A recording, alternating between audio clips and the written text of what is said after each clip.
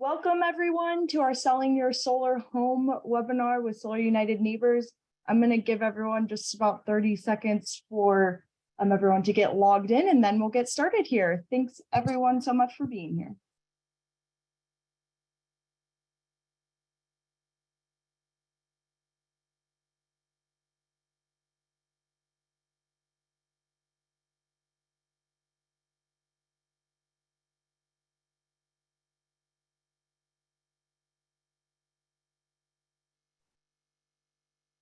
Great, we'll get started. Welcome again, everyone, to our Selling Your Solar Home webinar. If you'd like to drop into the chat your name and where you're joining us from, we'd love to see where we have folks from. We're super excited to have so many people joining us here tonight, and we will get started.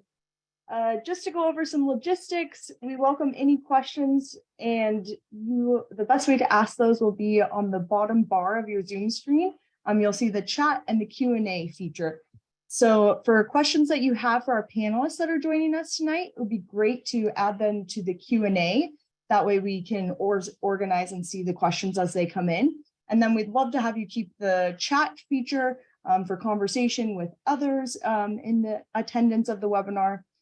So again, put questions into the Q&A. And it's fun to see where everyone's joining from. I see some Minnesota, Florida, Ohio, Indiana, folks joining us from all over the place. So once again, thanks everyone for joining us, and we will get started. Our overview is we're going to kick it off with some introductions, chat a little bit about the value of your solar home, and then talk about selling your solar home from a couple different perspectives, the perspective of solar homeowner, a realtor, and an appraiser. And then we'll have a lot of time for a Q&A afterwards where you can ask your questions from all of our panelists. And for those of you who are not familiar with Solar United Neighbors, we help folks to go solar, join together, and fight for their energy rights. We're a nonprofit, and we're really excited to have you all here for this join together portion of our mission, where we are bringing together folks tonight who are solar owners and solar advocates throughout the country to chat more about this topic. And my name is Alexis Miller. I'm the Director of Community Impact at Solar United Neighbors, and I'm joined by my colleague, Corey Ramsden, who is the VP of Go Solar Programs. Corey, if you want to introduce yourself. Hi, everybody. As Alexa said, I'm VP for Go Solar Programs here at Solar United Neighbors.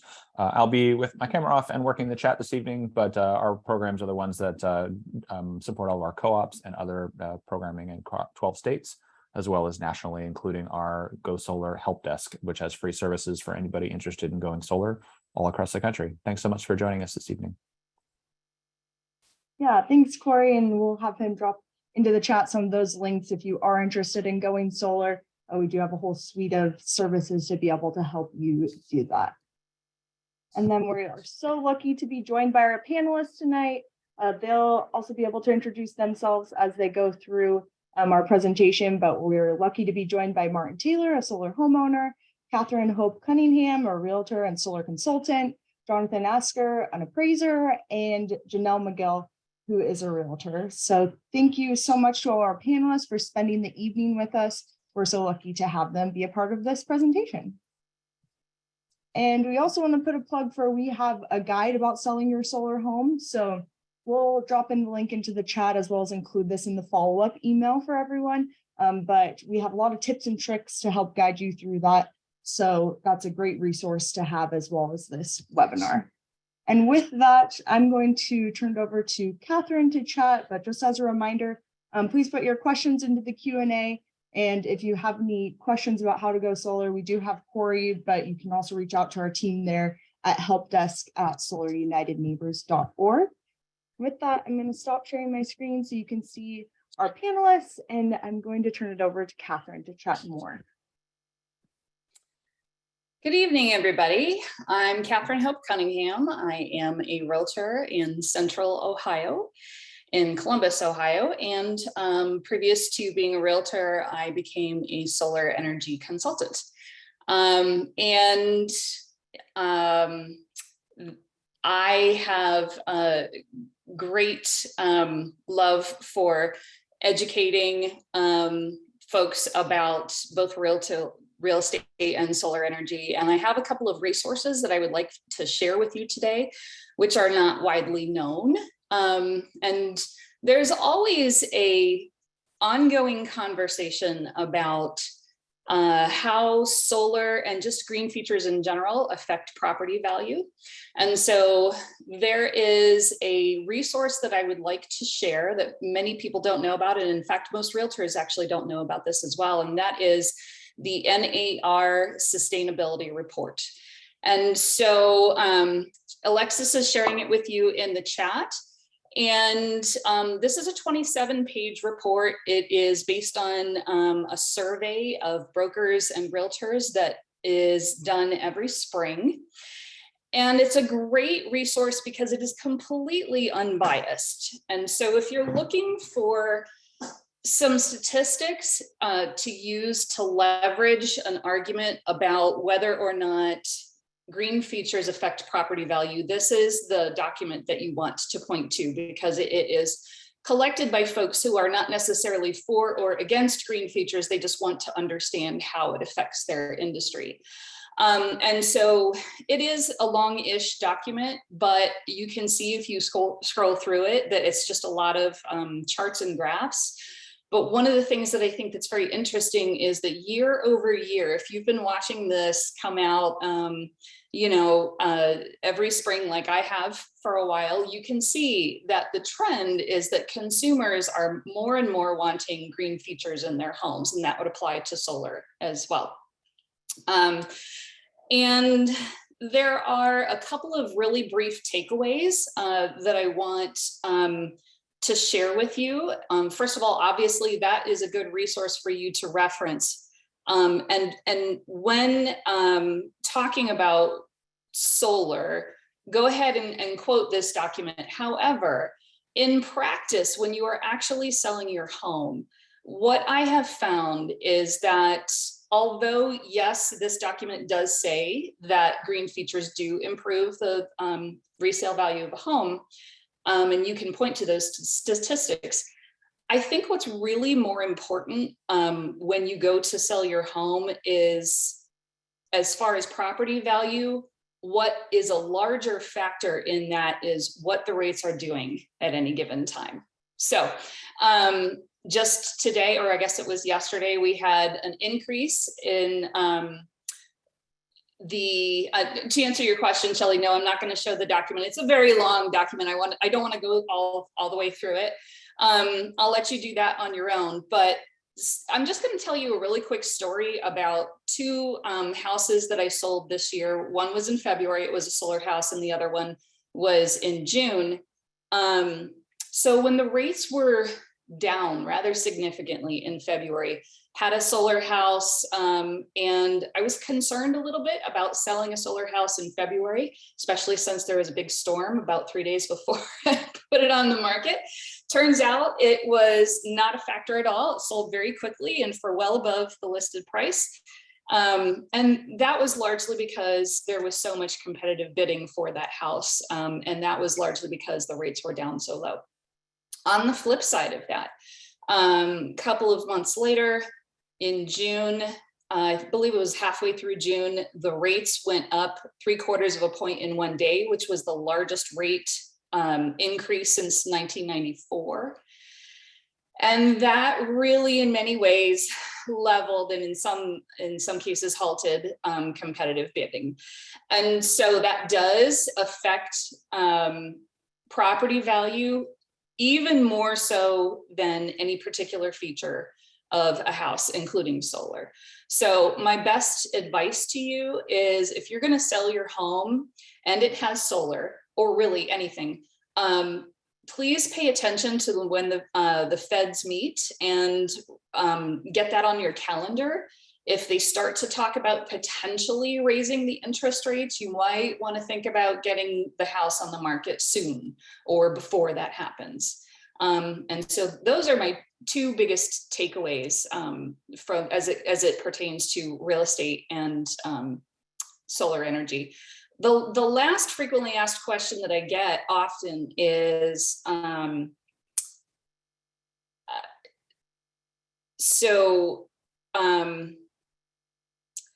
I often am asked, am I going to be able to recoup my costs, right? If I go solar, if I put out all this money, am I going to be able to recoup this money? And of course, the answer to that is, well, if you're worried about that, try to stay in the home for about as much time as it takes to recoup that cost. That's going to be different depending upon where you live, right? So I can't necessarily answer that question because we have lots of different geographic areas represented here. For me in Central Ohio, that's roughly 7-ish years. For somebody else in another geographic area, it's going to be a different amount of time. But honestly, my answer to that question is, after that amount of time, after 7 years, stop worrying because you've already gotten all of that money back. So that's my best answer is really, if you're worried about that, try to plan on being there long enough term that you can recoup all of those costs, and then you don't have to worry about it because property values do fluctuate with the rates. Thank you so much for sharing, Catherine. I'm going to pass it over to Martin to chat more about his experience selling his own home with solar on it. Hey, how's everyone doing tonight? Virtual waves, right? So there we go. So a little bit about myself. I'm retired Air Force. I served like right at 21 years. I also am on the advisory board in Florida for Solar United Neighbors. So a little bit about the different home situations. I've sold a home with solar, and it's a great setup from Catherine as well, because she said, to stay in it about, 6 to 7 years, not worry about it. And unfortunately, 1 year later, we sold a home that had solar on it, unexpected. So I'll go into that. And then we also have a home, a short-term rental with solar on it more recently. So kind of what I'll talk about, and then I'll look at the messages and things like that, is why I got a home with solar, how to account for sizing the solar on the home. And I think, again, Catherine kind of touched on that a little bit as well, how I went about selling the home, and then the overall pros and cons. So to start off, why I got home with solar. At the time I was projecting to, I was about 4 or 5 years out from retirement, military retirement at least. And I was thinking about, every year different things keep going up. So I was looking for constants, like your principal and interest on your mortgage and things like that. And then I was looking at the variables, like the taxes and things like that, right? That go up year to year. So I was trying to, mark out how many things could I keep constant. And the one thing that I knew was that the power bill constantly went up by a variable rate year to year, right? So I said, okay, we had just got a pool, and I was looking to figure out how can, we get save as much money, because that's what I'm about, trying to save money. And I'm sure that's what most people first thought is when it comes to getting solar on your home. So, so basically what I did at that point in time was I did a Google search about, hey, what does the average home sell for? Sorry, not the average home, but what does the average home with solar sell for? It spit out a number, and when I ended up talking to an installer, in the back of my mind, I kept thinking about that. Not that I was super concerned about it, but I was, trying to be overly conservative when doing that. So did that. I calculated the tax credit. Some unforeseen stuff in the family happened, and we had to sell the house. They installed it. We had to sell it 1 year later. So now I'll get into how I sold the home. So the first thing, and a realtor definitely will be able to help out this, but you look at comps, right? And I looked at comps without the solar first. So, you spell out a number, roughly, let's just say it was 300K, right? And I said, if my home is this and that, then let me see if I can start off by just recouping what I put into it, not the tax credit, because at the time, I want to say it was a 30% tax credit. So the entire amount. And, we got with the realtor, there was some education that went into it. And we listed the home, and we were actually able to recoup the entire amount 1 year later. So it could have been, maybe it was a fluke or one-off, but I think the biggest portion was our realtor showing the value of it, right? And numbers, people like raw numbers to see that. So we were able to, determine that, hey, if you buy this home with solar versus this one without it over a period of time, what that looks like. So we had a very good experience with that. And then the last thing was, the realtor education piece of it. So that was probably because this home was in 2017, 2018 timeframe. And I think it's a lot better now, my personal opinion. But at the time, I don't think many people were up to speed on it as we are. It's like a green revolution going now. So people, from cars and things like it's cool and sexy today, right? But back then, in my opinion, it wasn't that cool, right? So so we educated the realtor. She was great. She was able to show the raw numbers, and it was a done deal. We were able to recoup all the money to include the purchase price, because you got to remember, during the time we received a tax credit back. And everyone's situation is different than that. So we actually made additional money selling that home with solar. So the overall, pros and cons, really there was no cons with the exception of selling the home 1 year later, right? But we decided to do it again on a rental property that we have. So apparently I like to save money, and it does when you start to look at that.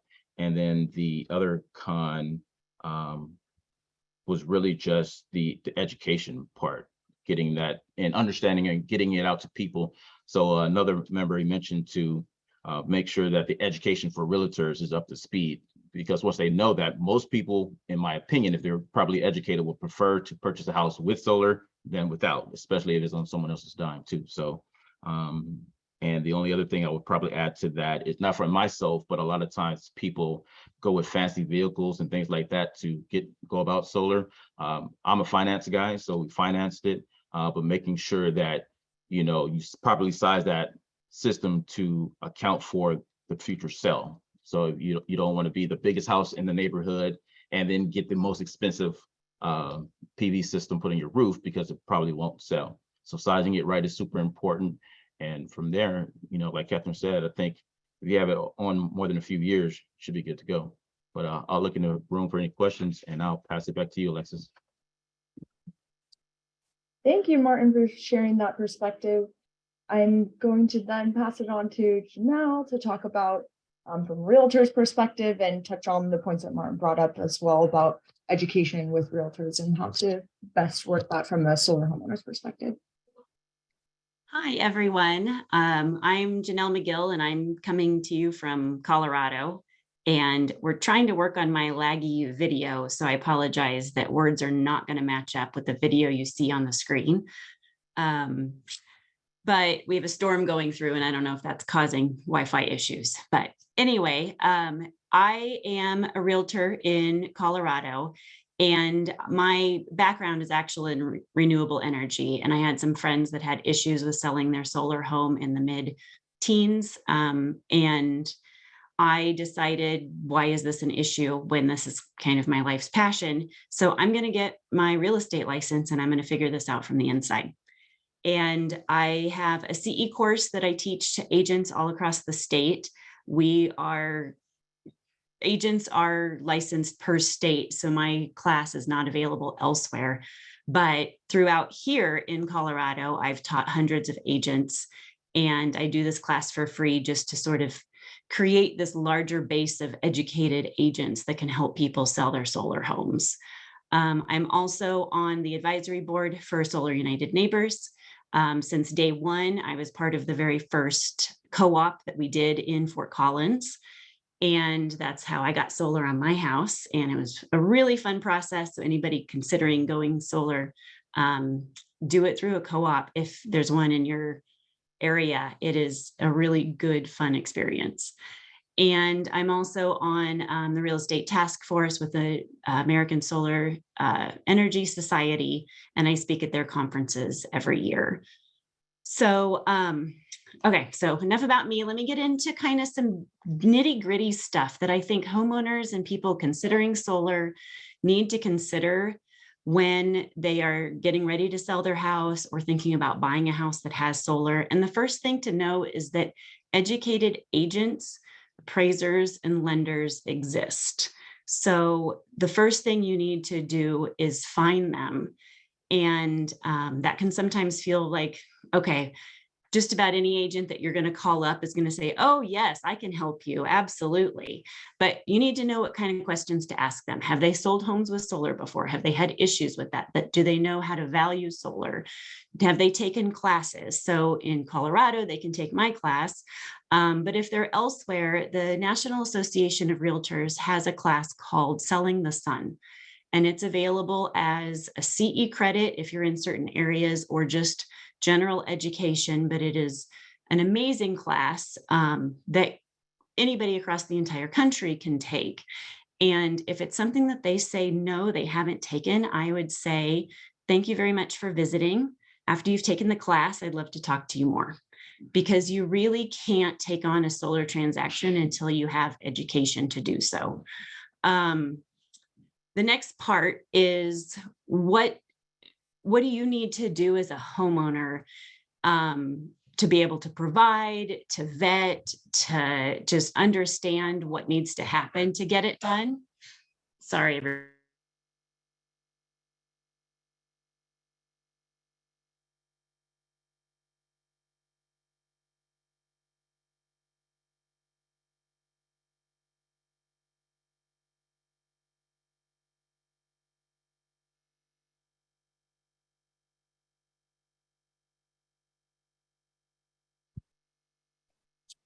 I Well, think oh, shoot. Okay, so sorry. This is the drawback of Zooming and having dogs in the house. So what do homeowners need to provide?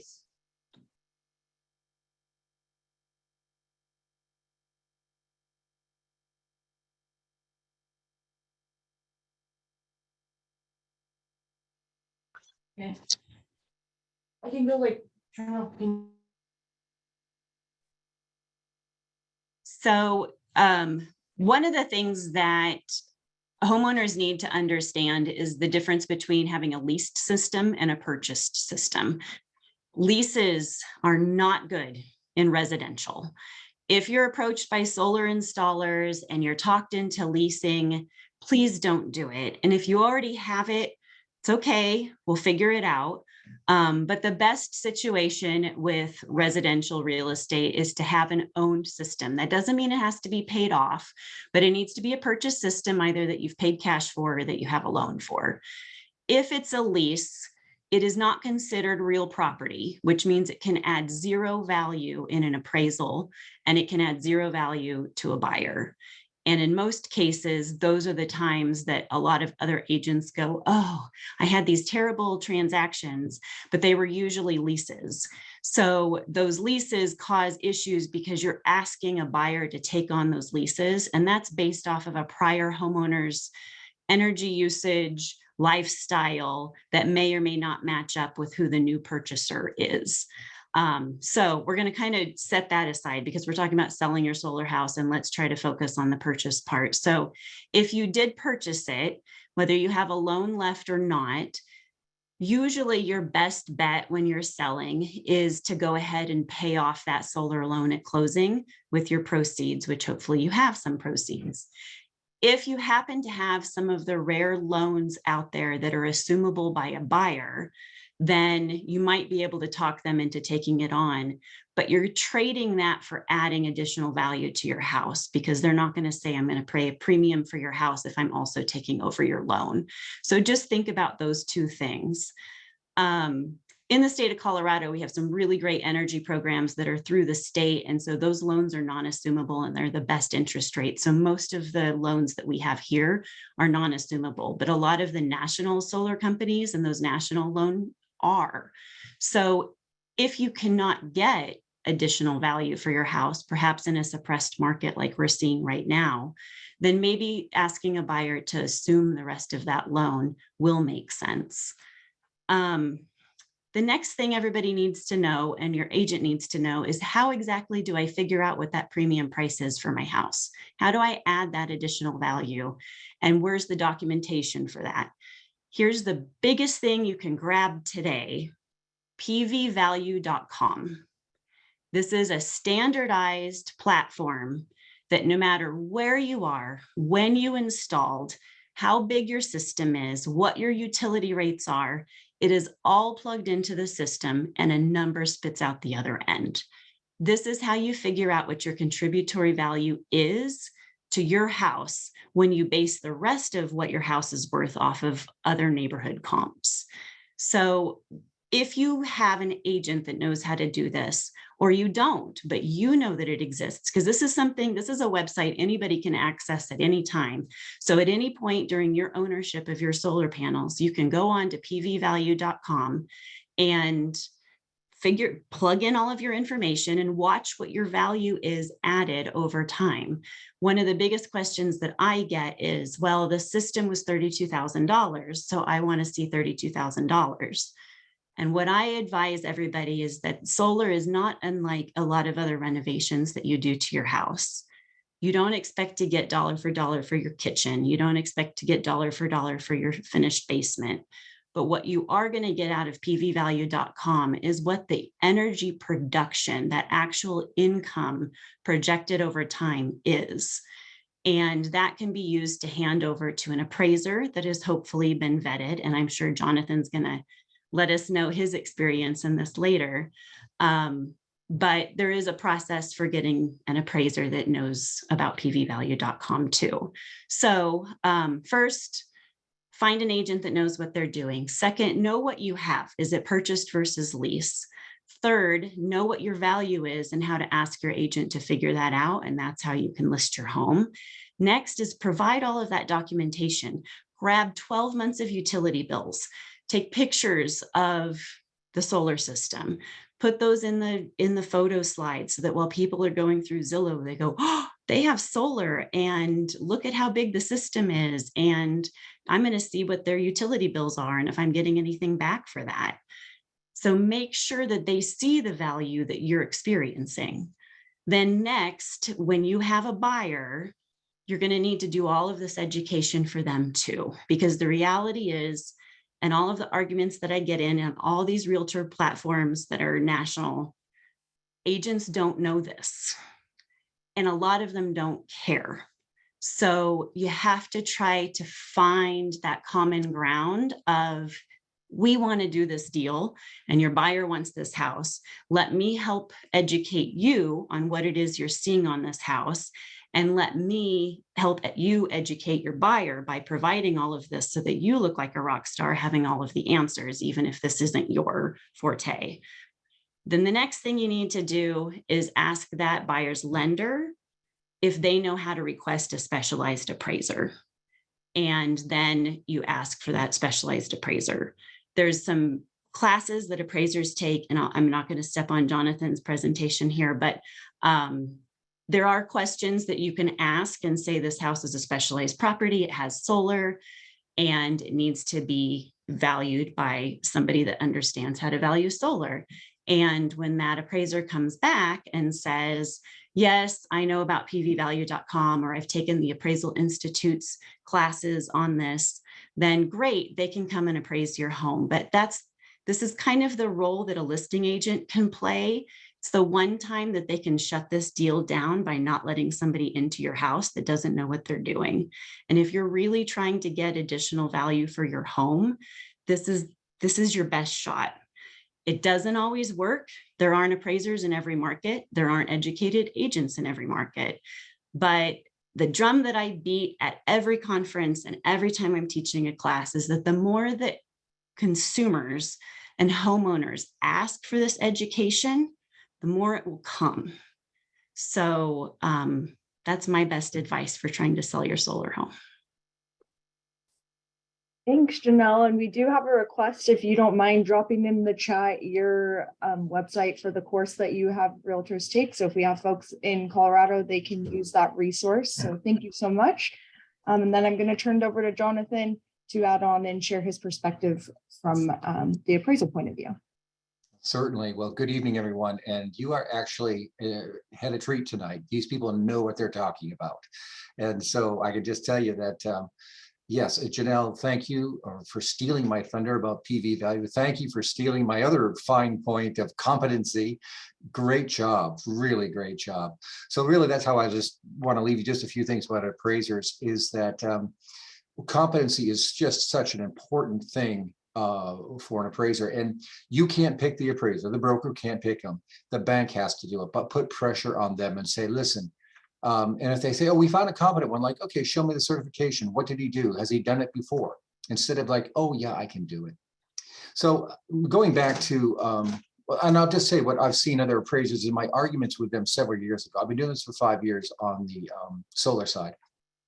And my appraiser would say, oh, well, I just gave it $5,000. And I said, okay, well, just help me understand this. If there was an oil well on the property and it pumped directly into the refinery and you didn't have to touch the oil, and the refinery gave you $2,500 a year for the next 25 years, you don't think that would add any value? You're like, oh, I see what you mean. And that's what we're talking about here with PV value, which I use all the time to estimate solar residential. Basically, think of it like this. And this is, by the way, is done by the Department of Energy. Okay, it's a real legit site, PV value.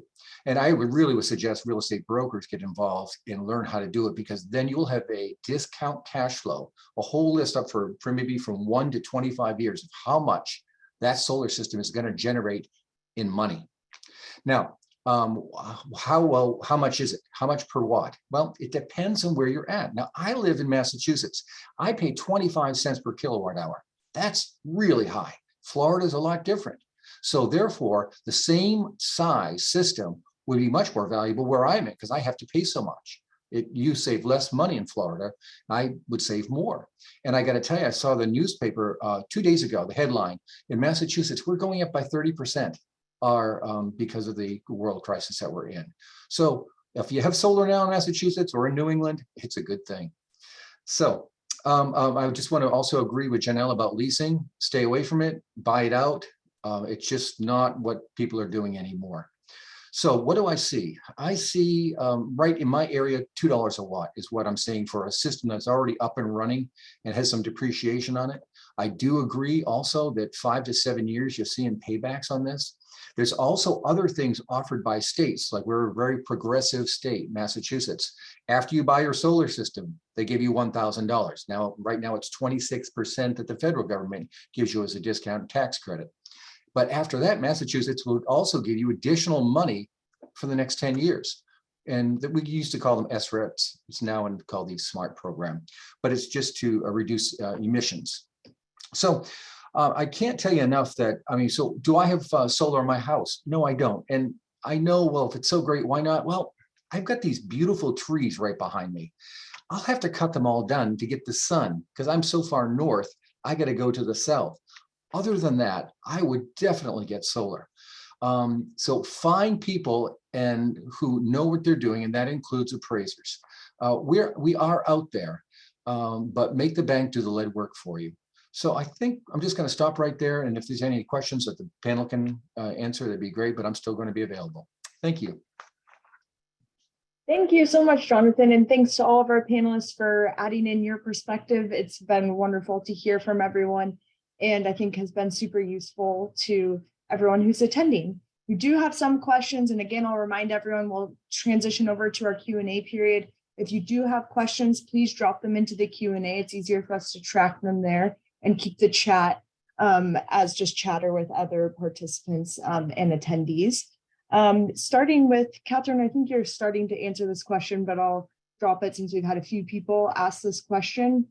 Has there been any data, or does anyone have any information about if you have battery backup in addition to solar panels, does that seem to affect the value and price of your home and selling your solar home?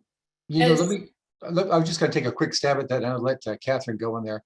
I had the same question as a real estate appraiser, because I got to figure these things out. And we haven't really fully understood what the batteries are going to bring right now. And right now they're coming down in cost, these power walls. They're competing with generators, and generators are still less expensive right now. But I think as it drops, they're going to get more popular. But I'm interested to see what Catherine has to say. So as far as I know, there's no collected data in the form of, statistics or anything like that. The vast majority of grid-tied systems do not have battery backup. And that's largely because The battery backup kind of just functions as a generator, essentially. It really only helps you when there is an outage. And so there's not going to be a whole lot of comps as far as trying to find something similar on the market.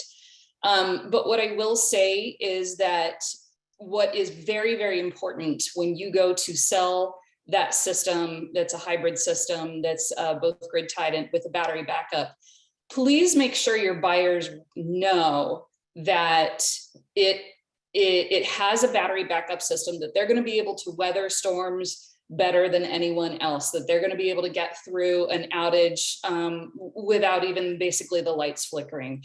And if you are in a storm prone area, that is a very, very valuable thing. So I would say it's really all about marketing. I'm not aware of any graph or chart that you can necessarily point to about battery backup systems, but I think that you're going to find that the value lies in making sure that your buyers are aware that your system is a special system and it has advantages. Thank you both for answering that. I know we've talked a bit about leasing your system a few times throughout the presentation, and we have a question from Tim, who has their solar panels are leased, but they're wanting to sell their home in the spring. Does anyone have any tips and tricks around that, or negotiating the sale of the house so that they're also able to pay off their lease? If anyone has any insight into that. Yeah, I can answer some questions. One thing I teach in my classes and I tell buyers is that if the seller is willing to prepay that lease, it's a huge, amazing gift to the buyer. So should you be negotiating when you're selling, depending on what the situations are? I mean, right now with interest rates at 7.5, things are kind of coming to a grinding halt in a lot of places. So there's room for negotiation right now. And perhaps instead of a price drop, you can offer to prepay your lease payments, or drop the price on your house, but then have the buyer take over the lease payment. The thing to really notice, though, is what is it based off of? What is your family structure and what are your utility costs? Because a new buyer is probably not going to experience the same thing. So you really have to be careful, and you have to do this with a sold system too. Your agent can't be listing things saying, hey, no utility bills with this house, because that's not the case. It's what you're experiencing, but it doesn't mean that anybody's going to experience it. So try to just be very forward about what your utility bills are, any sort of renewable energy credits or anything that you're still entitled to, even though you have a lease. These leases work different across the country. I've seen several where it's the lease company, say it's Solar City, now Tesla, or Sunrun, I think is one of the other ones that's doing leases. They take all of the renewable energy credits, and they also take whatever's above production that you're not using. So there's very little value to the homeowner with those lease situations. But if you do get any of those, if you're getting some net metering, if you're getting some renewable energy credits, document that, show your utility bills, show that it's a fixed amount, which can be very attractive to some people. Also realize that almost all of those leases have built-in escalation pricing. So it's fixed per year, but each year that goes up a little bit. And when that end date is, and that it's not permanent. So even if you prepay it, make sure it's very clear that this is prepaid, but in the year 2032, then your lease is up and the lease company may or may not. Who knows? We're not at the end of any of these, and I'm very skeptical that people are going to start coming and taking panels off of roofs, but we'll see.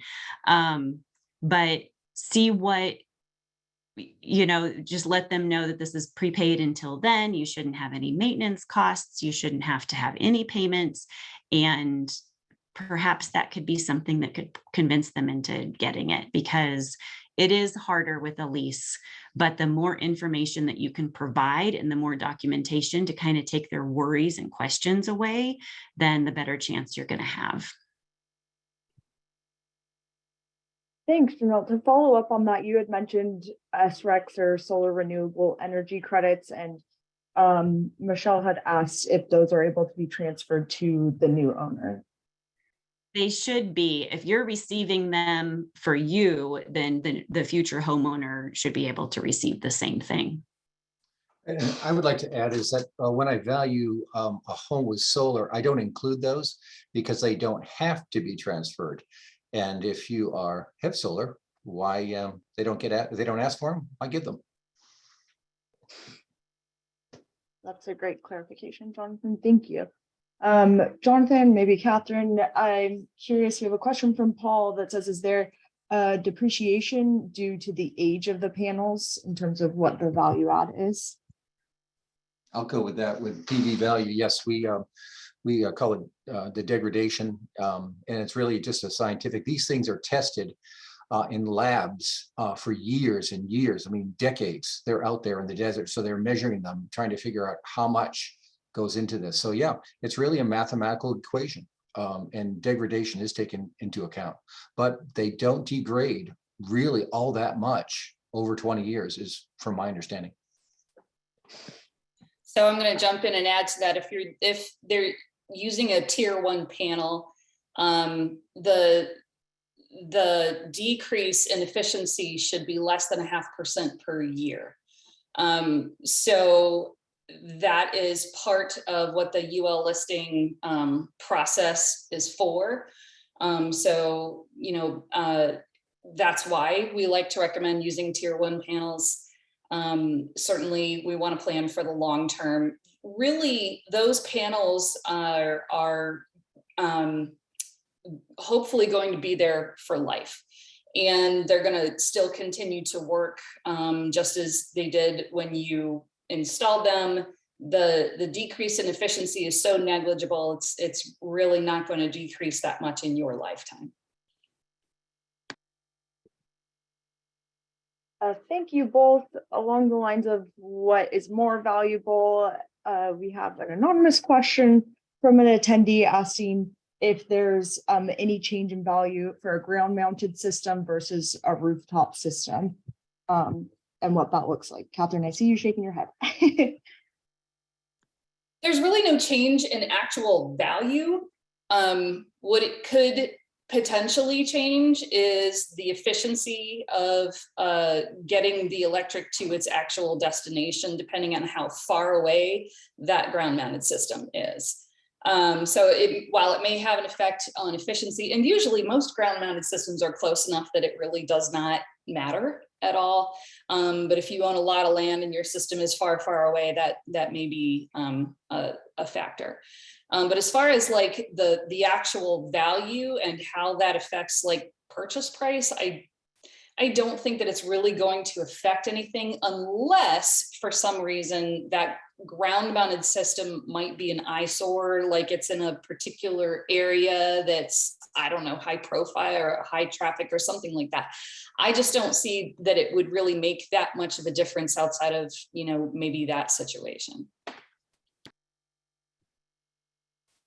Thanks, Catherine. And Martin, maybe you can answer this question in relation to your experience. Betsy just asked if a warranty for your solar system transfers over to new owners since they have a 20-year warranty on her system that she has right now. Yeah, in my case, it did, right? And that was one of those things when purchasing the PV system, we were making sure that in the event that we had to sell it, those type of questions and providing all the documentation. So we just had a binder. So our realtor had it. And if they had questions like that, hey, does it transfer? How much energy does it produce? All these different things was pretty quick and easy. So they were able to see the money that they were able to save by having that system there. Can I add to that real quickly? Because both Janelle and Martin have emphasized the importance of having all of those questions answered from the get-go. I think it's really nice if you pull all of that information into one very easy document. So it's going to take a little bit of time. You might, create a PDF with all of the frequently answered or frequently asked questions, as well as a 12-month report of what the bills were for that address. And so the buyers can see how low those bills were. But try to get it all in one easy to download, maybe 2 or 3 page PDF that's straight and to the point and answers all of those questions. Because when you do that, what you find is that you don't get any questions because all of that stuff is in the MLS. It's all right there for very easy downloading. People can read for that themselves. And then the transaction becomes more about the home and less about the solar. Thank you both for that insight. We have a question from Julia, who's asking, maybe Jonathan or Janelle, if you guys happen to know if the PV Value website uses specific utility rates to keep up with rate increases, or does it just use state averages per year and percentage hikes to calculate? Before we get the real answer from Janelle, I just want to add my 2 cents on that, okay? Yes, they will look for the rate in your area, but I never use it because they use the generation rate only. And so in my state, that might be 14 cents a kilowatt hour. Well, then you got the delivery charge, transmission charge, you got the green charge. We have so many charges. I go from really 10 more cents so what I do is I get a bill when I'm doing this whole thing. I get a bill from the property and I find out exactly how much it is because I say, how many kilowatt hours did they do? So I just did mine. I used 1100 last month and I paid $280. So that's 25 cents. I just did the math. It's very easy to do. So I would encourage everyone because that's the real number you're saving, not just the generation charge. Janelle, can you correct me? No, that's exactly right. And we have here in Fort Collins, we're crazy lucky and everybody is envious of us across the country because we have a community-owned utility company and we have time of day pricing. So we have 7 cents a kilowatt hours on your off-peak hours and 28 cents a kilowatt hour on your on-peak kilowatt hours. Well, those on-peak hours in the summer coincide with exactly when you're generating. So you're kicking that back to the system and getting a pretty nice paycheck at the end of the month when you're overproducing. But it makes that challenge of what is our utility rate? Is it 7? Is it 28? So you have to sort of figure out what an average is and all of those transmission. We have a lot of additional charges every utility bill does, kind of calculating that in there before you run it. But so the quick answer is yes, utility rates are one of the pages that you enter. It will auto pull where you are from because it pulls where you are on the map. So it's taking into account the tilt, the azimuth, your longitude, your latitude, the age of the system, your local utility costs, the size of the system, the degradation factor, all of that. So it's brilliant. It's amazing. Everybody should know about it. But the utility cost is that little bit of a variable that, depending on how you enter that in, that income that you're producing, that dollar amount that's popped out at the end can vary depending on what you use as your value there.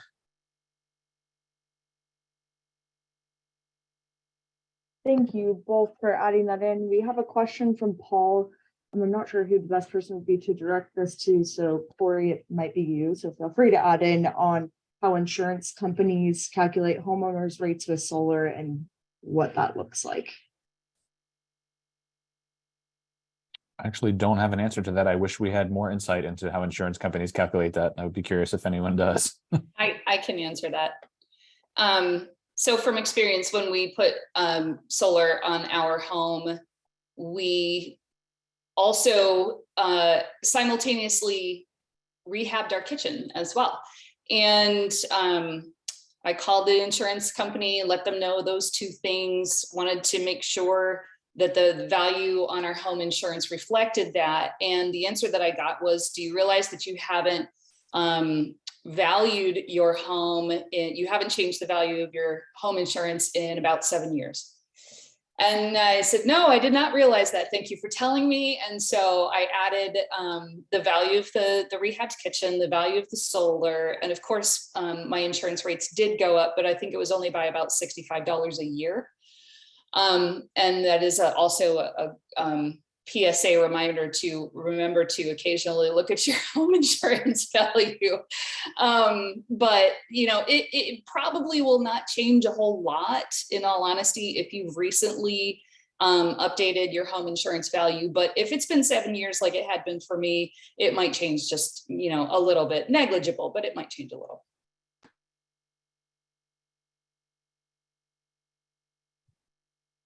Janelle, are you adding anything? I can, yeah, kind of my advice to clients, especially buyers that have just purchased, so we kind of know, that we haven't missed. And Catherine's absolutely right. Anybody that has not updated your homeowner's insurance in the last couple of years after the skyrocketing prices really needs to revisit that. In addition to what insurance companies have recently removed from your policy that you may not be aware of. So there's been a lot of insurance company changes. But if anybody had just purchased, then I usually tell them if they've called and asked for a quote and it goes up, to call somebody else and call around, because most insurance companies will not increase the policy amount for the solar being added. And in fact, 2 or 3 offer a green home discount. So call around, get quotes, ask and double check. But it's not been my experience that people are getting gouged by adding solar to their houses. And I can add one thing on from a homeowner's perspective. Again, this was a while since I sold a home, but that was one of the questions that people had when trying to see if they could afford the home that we were selling. And that was one of them. Hey, will my insurance goes up? We were able to tell them at the time, for us, ours was included in the other structure. So if something happened, the other structures portion of our insurance would cover, damage and things like that to the panels. So we were able to provide that to the potential home buyer and for them to understand and look at their policies as well. So that did help out in the process. Great. Thank you all for adding insight into that. We had a question that came through that said, is there a difference at closing with solar versus not having solar? And what are the steps that folks should think of? For instance, if they have a net metering policy and et cetera, things that are implicated from the solar purchase. Do you guys have any tips or things to think through on that? Catherine, I saw you shaking your head, so you might have some thoughts. Sure. As far as the actual closing transaction goes, there's really no difference at all. The difference, however, is what happens after you close, because then you have to reach out to your utility and create that net metering agreement if there is net metering in your state. That is not hard. It's just a matter of getting that done. It's just one more thing to do, a little bit of administrivia, but you definitely want to do that. And it honestly does, once you get into contract and you get past the inspection period, if there is an inspection period, it really does not change anything at all. I would add that the one caveat to that is if you have a lease. Most lease companies need 14 days to transfer that lease. You don't want to forget about the fact that you have a lease and you've passed that on to the buyer that they are going to take over a lease, because if that's not done in time, you're not closing on time. So usually as soon as I go under contract on something that has a lease, we contact that lease provider and we fill out the paperwork. It usually takes both sides kind of filling out something or calling in to authorize it to be removed from the first party and added to the second party. And that just needs to be completed before you can come to closing. And the other thing is, if there is something different about various states, and most states, your solar can be financed in 3 different ways. So you can pay cash, which there's nothing to do at all with that. But if it is financed with a third-party company that might put a lien on the home. It's financed with a third-party company that does not put a lien on the home, or it's a personal loan. So I can go and take out a personal loan for $15,000 and pay the remainder of the solar on my home if I wanted to. And that can go with me. I don't have to pay it off at closing. But knowing where the loan is, the title company will be aware of whether it's attached to the house or not, whether the house is considered collateral and it has to be paid at closing, or whether it's assumable in that. So no, generally, there's nothing really that you need to do at closing specific, but the financing piece of it, whether it's a lease or a loan, does need to be addressed at some point, and the title rep needs to know what the plan is. Thanks, Chanel, for adding that. Jonathan, we have a few appraisal questions that I'd like to throw at you. We just have a couple more minutes left, but Peggy had answered had asked in the chat. Speaking of inspections, is there a separate inspection needed for buying and selling when your home has solar? It's the first part, and then part two. No. And so I just talked to an appraiser today and I just said, hey, listen, because she was new to it. And I said, look, we'll send you the list, as Janelle was referring to, of things that we need to make this valuation. And they're like, well, what if they don't have it? I say, someone has it. And we have found that over these past years that solar installers have records, and they're more than happy to help out because they want to go ahead and, increase the value of solar and homes to be installed. So that's the first answer. Was there a second question that I missed? Yeah, Shelly had reached out and said she's in Arizona, have solar and storage, and pays a peak demand fee that is pretty high in the summer months. Does that hurt her appraisal typically, or what would you think about that? I think it all really, when it comes down to for everybody, and we're trying to mimic the marketplace, is at the end of the day, at the end of the year, how much money, show me the money. How much money did you save? That's really what it's all about. Perfect answer to wrap it up there. Looks like we do have a couple more questions for everyone who's asking about the realtor education. I have the links from Janelle to share, and we'll send that in the follow-up email. So if you have questions on that, we'll share that with everyone so that you can use that and share that with future realtors if you're working with someone. And I'm going to share our link again for our Selling Your Solar Home Guide, as well as plug our help desk for anyone else who has additional questions. Please feel free to reach out to the Solar United Neighbors help desk at helpdesk@solarunitedneighbors.org. And again, we'll include that in the follow-up email. But we'll wrap up here. We just want to thank everyone so much for joining us tonight. Special thanks to our panelists for being a part of the conversation and helping to educate us on this super important topic. It's been really fun to see all the chatter and conversation happening here. And we really appreciate everyone who joined us tonight to be a part of this conversation. And again, we'll share the recording and the links that were dropped into the chat, so you'll have all the resources afterwards that you can reference, and you can feel free to reach out with any additional questions. So thank you everyone for joining us tonight. Have a great night.